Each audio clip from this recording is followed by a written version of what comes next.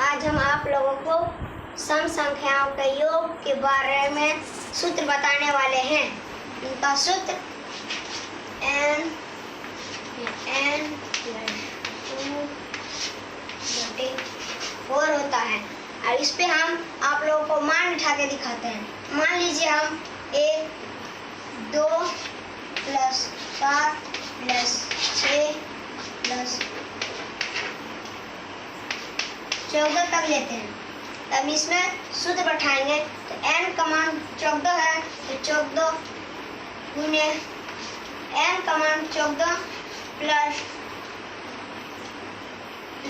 2/4 इतना बराबर 14 रे 2 जगह 14 गुने 16/4 इतना बराबर 4 से कट जाएगा 6 4 16 और 4 56।